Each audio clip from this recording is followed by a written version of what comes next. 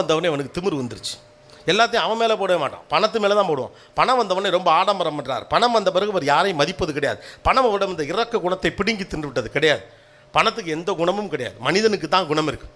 பணம் அவன்கிட்ட என்ன குணம் இருக்கோ அதை வெளியில் காட்டிடும், அவ்வளோதான். அவன் ஏற்கனவே இரக்கமில்லாதவனாக இருந்தால் பணம் வந்த பிறகு அவன் இரக்கமில்லாதவன் என்பது தெளிவாக தெரிஞ்சிடும். ஏற்கனவே அன்பானவனாக இருந்தால் அவன் பணம் வந்த பிறகு எல்லோருக்கும் கொடுத்து உதவுவான், அப்போ ரொம்ப அன்பானவன் தெரிஞ்சிடும். ஏற்கனவே அவன் கருமியாக இருந்தால் பணம் வந்தால் நல்லா இறுக்கி வச்சுக்கிட்டு அவனே அது மேலே படுத்து தூங்கிக்குவான், அவன் கருமின்னு தெரிஞ்சிடும். பணம் யார் அவன் எப்படிப்பட்டவன் வெளியில் காட்டுமே வெளியே பணம் வந்து ஒருத்தனை மாற்றா. நாமளாக தான் கற்பிதம் பண்ணிக்கிறோம், பணம் வந்து ஒருத்தனை மாற்றுது. பணம் வந்து எல்லாரையும் மாற்றினா இந்த உலகத்தில் தர்மவான்கள் லட்சம் பேர் வந்திருக்கணும், கெட்டவர்கள் லட்சம் பேர் வந்திருக்கணும். எதுவே நடக்கலையே. நீங்கள் யாராக இருக்கிறீர்கள் என்பது இந்த உலகத்திற்கு பணம் அடையாளம் தான் காட்டும். அப்போ பணத்தை பற்றின பெர்செப்ஷனே தப்புங்கிற மாதிரி வாழ்க்கை பற்றின பெர்செப்ஷனும் தப்பு இருக்குது.